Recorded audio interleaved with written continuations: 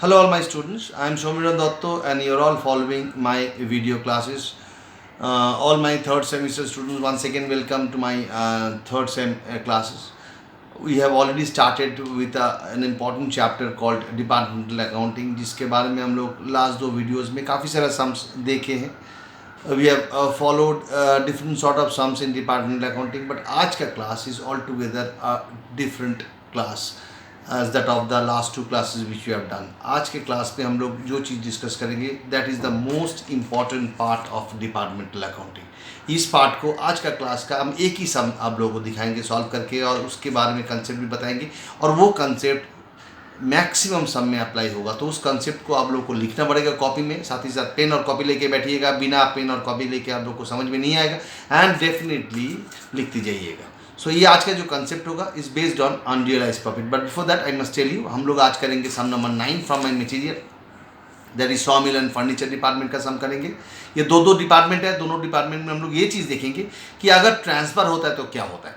आज हम लोग ट्रांसफ़र के बारे में कंसेप्ट क्लियर करेंगे. ट्रांसफ़र मतलब goods from one department will be transferred to another department. इधर हम लोग क्या देखेंगे, इधर हम लोग देखेंगे कि sawmill department is transferring wood to the furniture department. चलिए इस ट्रांसफ़र के बारे में हम लोग ज़रूर चर्चा करेंगे. But before that I must tell you कि ट्रांसफ़र दो किस्म का होता है. हम हर एक चीज़ के बारे में नोट बताएंगे. पहले हम इसको इंट्रोडक्शन देंगे, उसके बाद I will show you, I will give you all the notes during the course of my doing the sums. So पहले हम ये चीज़ बता दें कि ट्रांसफ़र दो किस्म का होता है. एक होता है कि ट्रांसफ़र एट कॉस्ट प्राइस, और दूसरा होता है ट्रांसफ़र एट सेल प्राइस. अगर ट्रांसफ़र कॉस्ट प्राइस में होता है तो हम लोग को कुछ सोचने का ज़रूरत है, उसके बारे में कुछ कंसेप्ट के बारे में हम लोग को सोचने का ज़रूरत है. Because it is been transfer at cost price. चाहे हम ट्रांसफ़र कर दें कॉस्ट प्राइस में दूसरा डिपार्टमेंट को, दूसरा डिपार्टमेंट उसको सेल करे या उसके पास रह जाए as closing stock, it hardly matters to the company, because दोनों में ही कॉस्ट प्राइस में ही डील हो रहा है. बट तब प्रॉब्लम होता है जब एक डिपार्टमेंट दूसरा डिपार्टमेंट को सेल प्राइस में, मतलब कॉस्ट में प्रॉफिट ऐड करके ट्रांसफ़र करता है. तो उधर प्रॉब्लम क्या होता है कि हम तो ट्रांसफ़र कर दिया, सोचो सॉमिल फर्नीचर को ट्रांसफ़र किया, as per this example, as per this sum, sawmill furniture को गुड ट्रांसफ़र किया at sale price. And if this happens, हम लोग को पहले जो देखना पड़ेगा दैट इज कितना परसेंट में सॉमिल फर्नीचर को ट्रांसफ़र कर रहे हैं. This is the first aspect you have to search out in the sums. If it is given, okay. If it is not given, you have to find out. So what is the first thing you have to find out? Ki at what rate of profit sawmill department has transferred the goods to the furniture department. This is the first part. Second part हम लोग क्या देखेंगे कि जो माल transfer किया सॉमिल furniture को, क्या furniture department ने ये पूरा माल बिक्री कर दिया, कि उसमें से कोई भी माल फर्नीचर के डिपार्टमेंट के क्लोजिंग स्टॉक में अभी भी पड़ा हुआ है. That is the most important point of this chapter. That is the out of the transferred goods, what percentage, what portion of the goods is still lying with the closing stock of transferee department. इधर transferee department कौन है? Furniture department is the transferee department. तो transferor कौन है? सॉमिल department. तो सॉमिल जो goods transfer किया furniture को, उसमें से कोई भी माल अभी भी फर्नीचर के क्लोजिंग स्टॉक में पड़ा हुआ है कि नहीं है? अगर पड़ा हुआ है तो उस that is the part of the goods which is been transferred by sawmill department at a profit. तो उसमें से प्रॉफिट पोर्शन को निकालते हुए हम लोग अनरियलाइज प्रॉफिट निकालेंगे, क्योंकि जो माल ट्रांसफर किया सॉमिल फर्नीचर को, उसमें से अगर कोई भी माल सेल नहीं हुआ है, if it can't be sold by the furniture department yet, it is still lying in the closing stock of furniture department, मतलब उसमें से प्रॉफिट रियलाइज नहीं हुआ. तो जो अनरियलाइज प्रॉफिट है उसको हम लोग को निकालना है, and that is the most crucial part of departmental accounting. So क्या देखेंगे हम लोग देखेंगे ये समय ट्रांसफर होते हुए, हम लोग ये भी देखेंगे कि ट्रांसफर हो रहा है एट अ प्रॉफिट, एंड उसके बाद हम लोग क्या देखेंगे कि सॉमिल डिपार्टमेंट कितना रेट अप्लाई करते हुए, कितना प्रॉफिट इंक्लूड करते हुए ट्रांसफर कर रहे हैं, मतलब हम लोग रेट ऑफ जीपी जिसको हम लोग बोलते हैं. और उसके बाद हम लोग देखेंगे कि जो फर्नीचर के पास जो माल जा रहा है सॉमिल से, तो फर्नीचर के क्लोजिंग स्टॉक में अभी भी उसी में से कोई भी portion of the goods is been still lying in the closing stock of furniture department और नॉट. तो तब जाके हम लोग क्या करेंगे, तब उसमें से हम लोग अनरियलाइज प्रॉफिट निकालेंगे. मतलब सॉमिल ने जितना प्रॉफिट चार्ज करते हुए माल भेजा था, उसमें से वही प्रॉफिट को निकालते हुए हम लोग अनरियलाइज प्रॉफिट का रिकॉर्ड करेंगे. ये क्या करेंगे रिकॉर्ड, हम तब बताएंगे जब हम करेंगे. But this is the basic concept of today's class. तो ये जैसे क्लोजिंग स्टॉक में होता है, वैसे अगर इस साल का क्लोजिंग स्टॉक है तो नेक्स्ट ईयर का ओपनिंग स्टॉक है, तो ओपनिंग स्टॉक में भी ऐसे कुछ हो सकता है. Opening stock is nothing but last year closing stock, तो लास्ट ईयर का उसमें होगा. बट फिलहाल हम लोग ये क्लोजिंग स्टॉक के बारे में चर्चा करेंगे और देखेंगे कि कैसे क्या होता है. बट उसके पहले हम एक चीज बता दें कि बेसिक कंसेप्ट जिसके बारे में आज हम लोग क्लास में चर्चा करेंगे, that is unrealised profit on the goods transferred by transferor department to the transferee department, provided if any of the goods, transferred goods, is still lying in the closing stock of transferee department. So this is all about, this is the discussion matter in today's class. और उसके लिए हम लोगों को क्या करना पड़ेगा, sum number 9 is the top class best sum, जिसको समझाने से आप लोग को ये कंसेप्ट भी समझ में आ जाएगा और साथ ही साथ आप लोग एक इंपॉर्टेंट सम कर लोगे जो कि काफ़ी इंपॉर्टेंट है for your forthcoming exam. So let me move on to show you the solution number 9. हम एक एक करके आप लोगों को दिखाएंगे. पहले हम डिपार्टमेंटल ट्रेडिंग और पीएल अकाउंट ड्रॉ किया इधर, उसमें से जो चीज़ इंफॉर्मेशन है वो हम लिखते जाएंगे. जैसे ओपनिंग स्टॉक दिया हुआ है सब में तो लिख दिया मैंने, सेल्स भी दिया हुआ है लिख दिया मैंने, परचेजेस भी दिया हुआ है लिख दिया मैंने, और वेजेस भी दिया हुआ है. सिर्फ फर्नीचर डिपार्टमेंट का है वेजेस, तो वेजेस फर्नीचर डिपार्टमेंट में लिखा. और एक चीज़ जो है जो आप लोग दिख रहे हो इधर, that is this part which is not known to you. अभी यहाँ से आप लोग को ये सम से आप लोग को ये चीज़ पता चलेगा, क्योंकि हमने अभी चर्चा किया कि इधर ये सम में सॉमिल डिपार्टमेंट कुछ गुड्स ट्रांसफर कर रहा है फर्नीचर डिपार्टमेंट को. एक्चुअली वी नो फर्नीचर किस चीज़ से बनता है, वुड से बनता है. और वुड कहाँ पर वो ये होता है, मिलिंग होता है, सॉ मिल डिपार्टमेंट में होता है. तो वुड सॉ मिल डिपार्टमेंट कुछ सामान, कुछ वुड, 1.5 लाख रुपया का वुड भेज रहा है किसको, फर्नीचर को. तो इधर कौन किसको भेज रहा है, who is giving to whom, इधर सॉ मिल दे रहा है और फर्नीचर रिसीव कर रहा है. मतलब हम लोग ये ट्रांसफर को अगर परचेज और सेल की तरह ट्रीट करेगा तो हु इज गिविंग,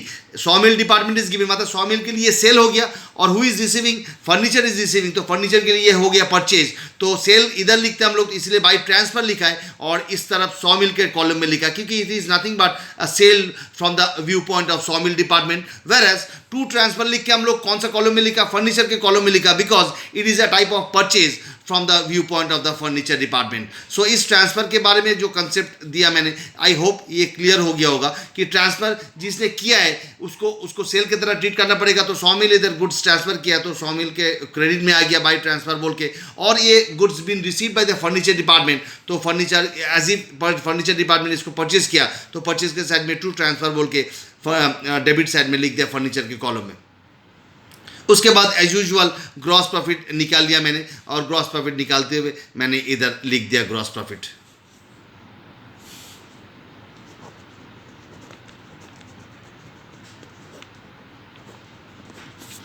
जैसे ही मैंने ग्रॉस प्रॉफिट लिख दिया इधर, अब हम लोग का सवाल उठता है कि सेलिंग एक्सपेंसेस जो दिया हुआ है ऑलरेडी एलोकेट करते हुए मैंने इधर लिख दिया, सेलिंग एक्सपेंसेस को लिख दिया इधर. उसके बाद नेट प्रॉफिट भी आ गया.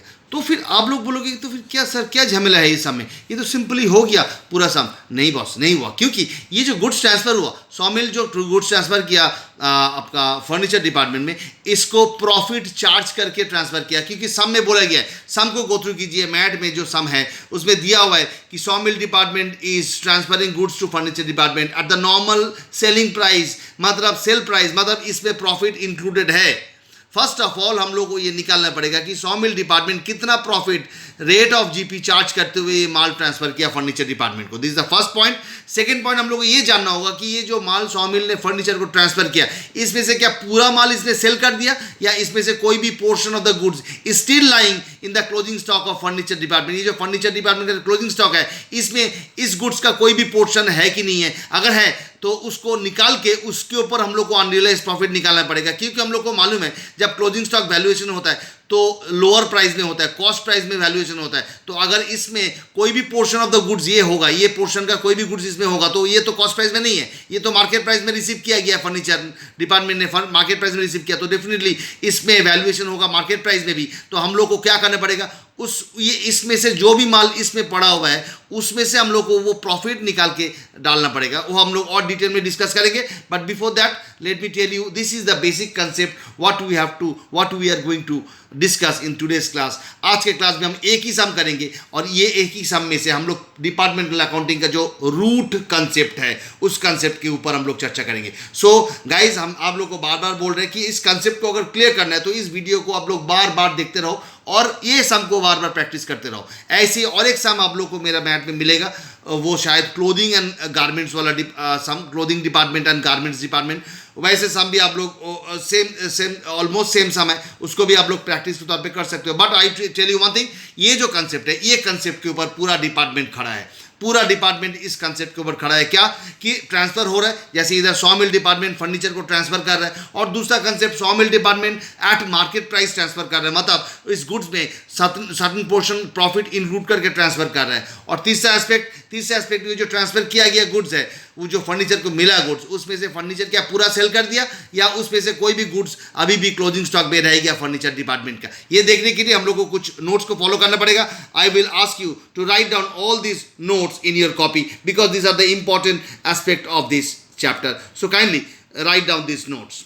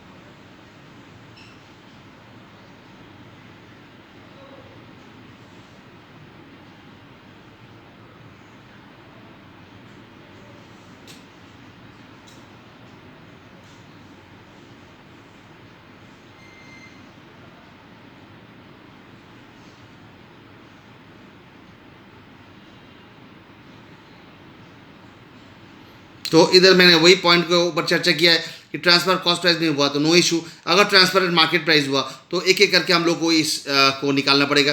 That is at what rate of profit the transfer is made, मतलब कितना रेट ऑफ जीपी अप्लाई करते हुए ट्रांसफर किया गया है। और दूसरा पॉइंट है कि ट्रांसफर गुड्स में से कितना माल अभी भी ट्रांसफर डिपार्टमेंट का क्लोजिंग स्टॉक में पड़ा हुआ है, मतलब इधर 100 मिल फर्नीचर को ट्रांसफर किया तो furniture department is the transfer department, तो फर्नीचर डिपार्टमेंट के क्लोजिंग स्टॉक में कितना माल अभी भी पड़ा हुआ है जो कि उसको 100 मिल डिपार्टमेंट से मिला। सो this is all about the notes. हम लोग इस नोट्स को चर्चा करते हुए इस नोट को अप्लाई करेंगे ये सम में। तो this is the general note for this type of sums and I am telling you departmental accounting में ये इंपॉर्टेंट एस्पेक्ट है, इसको जानना बहुत बहुत ज़रूरी है, बहुत इंपॉर्टेंट है this part of the departmental accounting, क्योंकि इस डिपार्टमेंटल अकाउंटिंग में ये this note is not applicable to this sum only but I'll fine next में भी हम लोग कुछ सम्स करेंगे तब देखेंगे कि डिपार्टमेंटल अकाउंटिंग में इस नोट का कितना इंपॉर्टेंस है। सो इस नोट को कॉपी में रखना है, इस नोट को दिल और दिमाग पे रखने का है also. Now let me show you the solution for the above sum which I have done partly trading and PL account मैंने कर लिया। उसके बाद ये सम का काफ़ी सारा इन्फॉर्मेशन हम लोग को गैदर करना होगा, वो गैदर करने के लिए हम लोग चर्चा भी करेंगे, साथ ही साथ हम लोग सम्स भी करेंगे। In this sum number 9 it is given that the transfer is made at sale price और market price दिया हुआ। हम ये इतिहास इसीलिए लिखा क्योंकि हम आप लोग को समझा रहे। सो अगर क्लास में होता तो हम बोर्ड में लिख के कराते, बट इधर unfortunately we can not meet in the class, so हमको लिख के दिखाना पड़ेगा। आप लोग भी साथ ही साथ लिख के रख सकते हो। दिस आर द पॉइंट्स हम बार बार बोल रहे हैं, सिर्फ देखने से नहीं होगा, आप लोगों को लिखना पड़ेगा। It is given that the transfer is made at sale price और मार्केट प्राइस, ये सम में दिया हुआ है। Thus, transfer price includes profit. Now, first step is to find out at what rate of profit goods is being transferred. मतलब किसने transfer किया? 100 मिल ने ट्रांसफर किया, तो रेट ऑफ जीपी किसका निकालना पड़ेगा? 100 मिल डिपार्टमेंट का रेट ऑफ जीपी निकालना पड़ेगा। जिसने भी ट्रांसफर करता है उसका रेट ऑफ जीपी निकालना पड़ता है। किसने ट्रांसफर किया? 100 मिल डिपार्टमेंट ने ट्रांसफर किया, तो rate of profit of 100 mill department who transfer the goods, जिसने भी ट्रांसफर किया उसका निकालना पड़ेगा। क्या फॉर्मूला है? जीपी। 100 मिल डिपार्टमेंट का जीपी कितना था? 2 लाख। बाई सेल्स कितना था? बाई सेल्स कितना था उसका?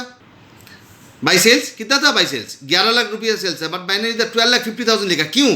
क्योंकि 11 लाख सेल्स था उसका नॉर्मल सेल्स, और 1,50,000 का उसने ट्रांसफर किया, उसको भी हम लोग सेल की तरह ट्रीट करना पड़ेगा। बिकॉज इधर हम लोग ट्रांसफर को लेके तो चर्चा कर रहे हैं, और उस transfer goods is made at sale price, तो it is nothing but type of sales. So इसीलिए 2 lakh is the GP divided by sales plus transfer. इधर आप लोग लिख कर रख सकते हो सेल्स प्लस ट्रांसफर। तो जब भी आप रेट ऑफ जीपी निकालोगे तो तब जाके आपको सेल्स प्लस ट्रांसफर दोनों लेके लिखना पड़ेगा। तो 2 lakh by 12,50,000 into 100 that comes to 16%। This is the first part of the sum. इस पार्ट को एक बार ध्यान से देख लीजिए और कॉपी में लिख के रख दीजिए।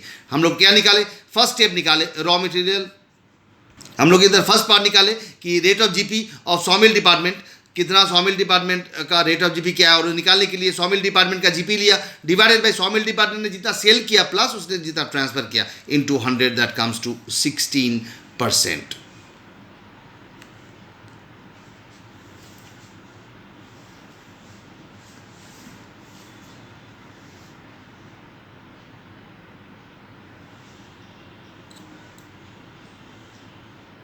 सो this is the first part हम लोग, जिसमें हम लोग स्टेप 1 फॉलो किया कि क्या रेट ऑफ जीपी निकालना पड़ेगा. आप लोग एक चीज़ ध्यान में देखोगे, जब सम में दिया हुआ है कि एक परसेंटेज दिया हुआ है ऑलरेडी 15% दिया हुआ है सम, एक उसके बारे में अभी चिंता मत करो. What is that rate, I will explain you. और ये क्या रेट है, ये इस साल करंट ईयर का इस रेट ऑफ जीपी में ट्रांसफर हुआ है. This is the current year rate of GP. और वो एक्चुअली देखो 15% जो दिया हुआ है वो लास्ट ईयर का रेट ऑफ जीपी दिया हुआ है. वो किस लिए दिया हुआ है हम चर्चा करेंगे, but before that let me discuss about this 16%. This is the current year rate of GP, जिसमें सॉमिल डिपार्टमेंट इतना परसेंट चार्ज करते हुए ट्रांसफर किया. मतलब वो जो 1.5 लाख का गुड सॉमिल डिपार्टमेंट में ट्रांसफर किया उसमें ये 16% ऑलरेडी इंक्लूडेड है.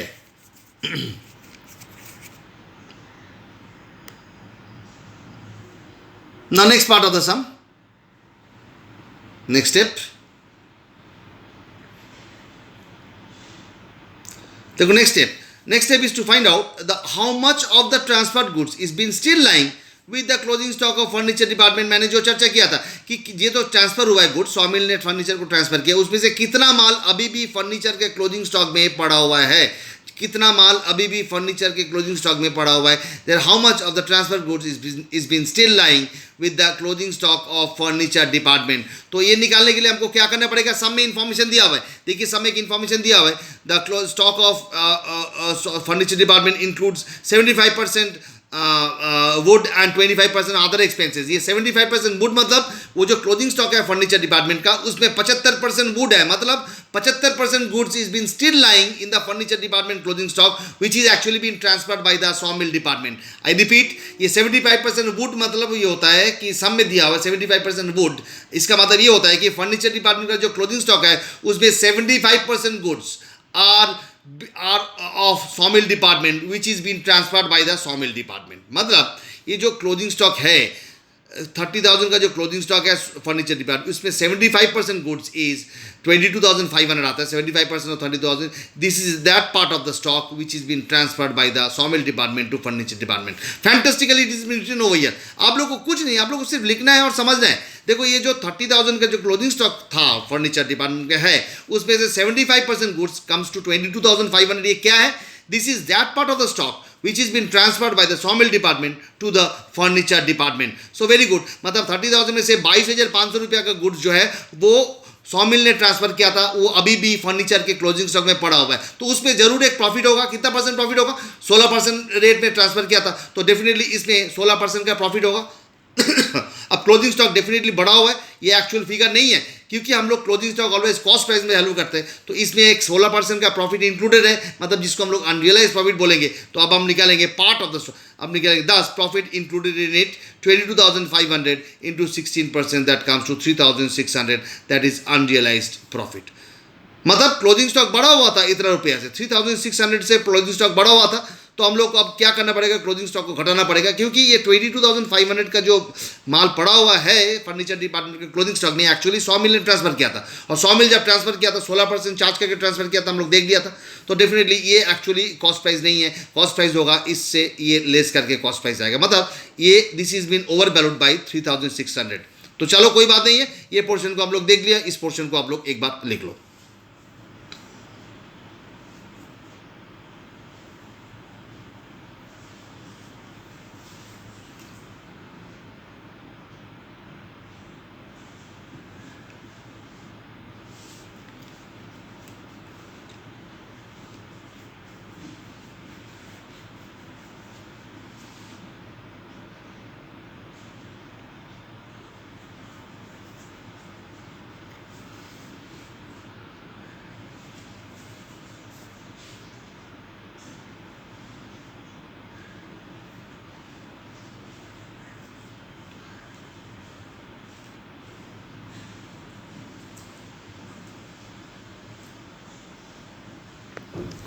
इसके बाद आई मूव ऑन टू अब हम वही पार्ट समझाएंगे जो पार्ट हमने पहले बताया था कि जो 16% हमने निकाला, एक रेट दिया हुआ है जो लास्ट ईयर का रेट दिया हुआ है 15%। एक्चुअली लास्ट ईयर का रेट का देने का मतलब क्या होता है कि ये सब में जो है लास्ट ईयर का rate is applied to the last year closing stock. Actually last year closing stock मतलब दिस ईयर्स ओपनिंग स्टॉक, मतलब opening stock of furniture department में भी ऐसे कुछ लोचा है, मतलब opening stock of furniture department also include 75% of the goods, क्योंकि ओपनिंग स्टॉक मतलब होता है लास्ट ईयर का क्लोजिंग स्टॉक। तो लास्ट ईयर का क्लोजिंग स्टॉक में भी झमेला था, मतलब इस साल का ओपनिंग स्टॉक में भी झमेला होगा। तो opening stock of furniture also include 75% goods which is been transferred by the sawmill department. But वो ओपनिंग स्टॉक में जो माल पड़ा हुआ है वो एक्चुअली ट्रांसफर इस साल नहीं हुआ, वो लास्ट ईयर ट्रांसफर हुआ था, इसीलिए उसमें लास्ट ईयर का रेट ऑफ जीपी अप्लाई होगा बॉस, इसीलिए लास्ट ईयर का रेट दिया हुआ है।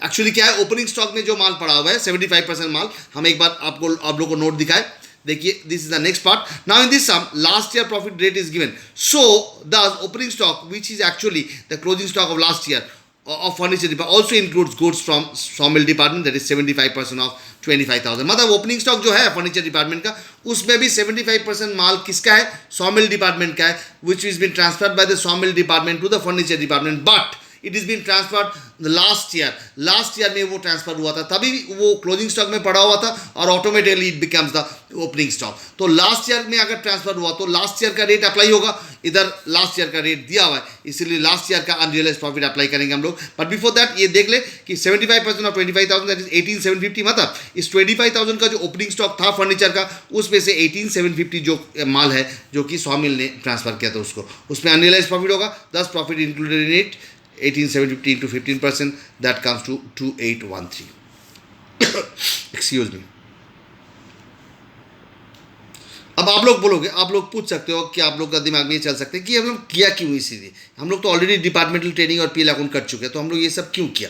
देखो ये सब के चलते क्या हुआ, एक्चुअली ये जो क्लोजिंग स्टॉक बढ़ा हुआ था इतना रुपया से, ये ओपनिंग स्टॉक बढ़ा हुआ है इतना रुपया से, तो क्या करना पड़ेगा, मेरा एक्चुअल प्रॉफिट हम लोग को निकालना पड़ेगा, क्योंकि हम लोग जो प्रॉफिट निकाले थे डिपार्टमेंटल ट्रेडिंग या पीएल अकाउंट बना के, वो जो नेट प्रॉफिट आया था वो it was not an actual net profit, because उस प्रॉफिट को निकालने के टाइम हम लोग ये सब अनरियलाइज प्रॉफिट को नहीं कंसिडर किया था।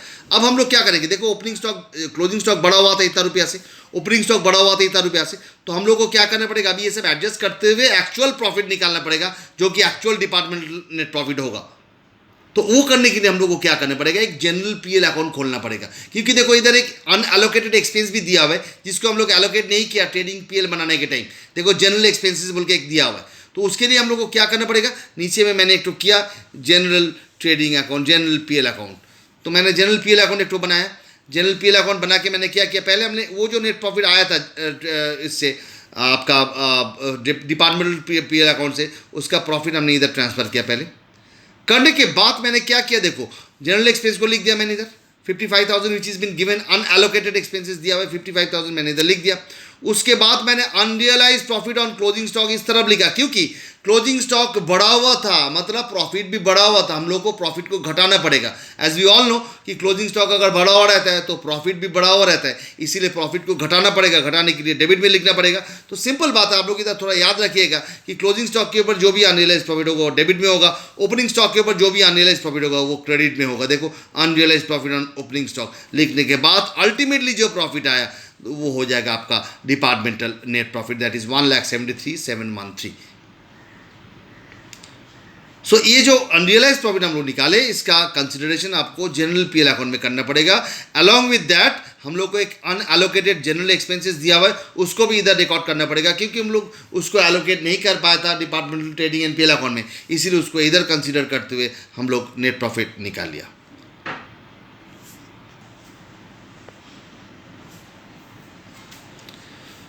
So this is the solution for general PL account.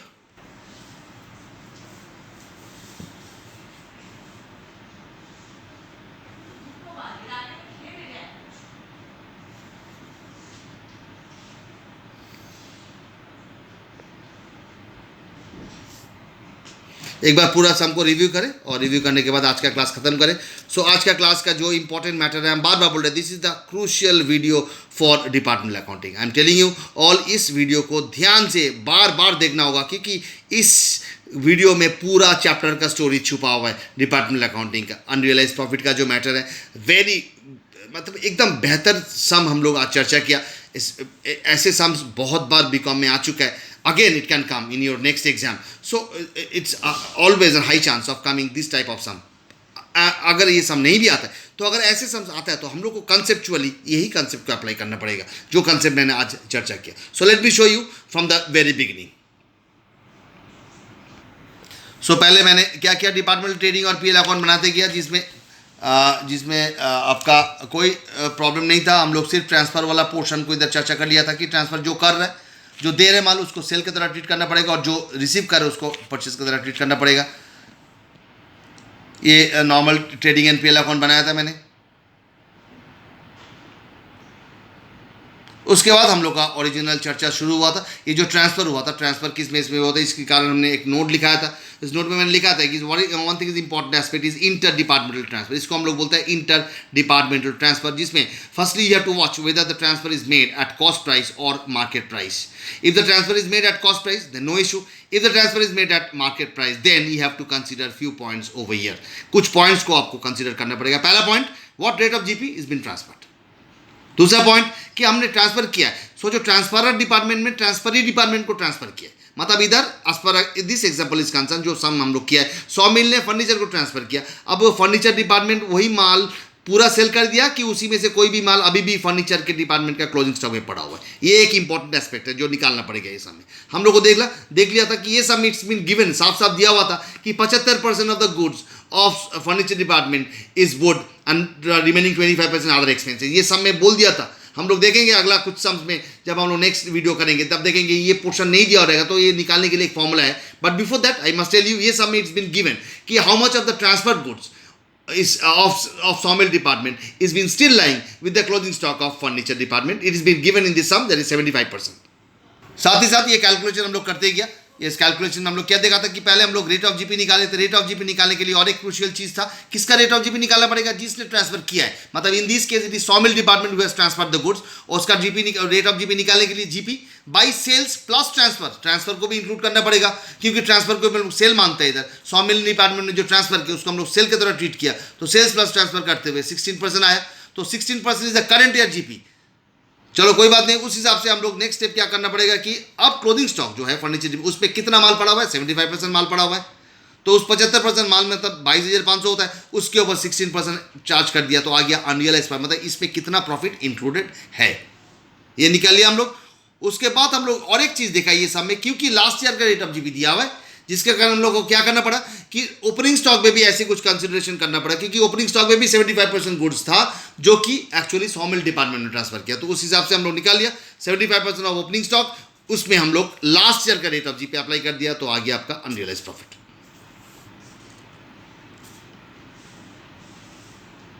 And thereafter हमने क्या किया, एक जनरल पीएल अकाउंट बनाया जिसमें हम लोग अल्टीमेटली डिपार्टमेंटल नेट प्रॉफिट निकाल लिया. So it's all about this in this class, very important class all together, and then need to grip this concept. ये concept पूरा grip में लाना पड़ेगा, because this is the concept where from you can think, you can realize that कि yes you have done the departmental accounting, because यहाँ से departmental accounting का originality शुरू होता है. So आपको ये पूरा grip करना पड़ेगा आप लोगों को ये concept को, और इसको grip करने के लिए आप लोग एक ये वीडियो बार बार देखिए, क्योंकि देखिए एक ही इस वीडियो में मैंने एक ही सम दिखाया आप लोगों को, इसीलिए क्योंकि this is the crucial concept of departmental accounting. तो तब तक के लिए देखते रहिए आप लोग, एंजॉय कीजिए इस वीडियो को, इस कंसेप्ट को एंजॉय कीजिए, because one of the very important concept and you can will be able to enjoy this concept I hope. और बार बार देखते जाइए. तब तक के लिए take care of yourself from corona, stay away from corona, okay, and have a good day boss, bye.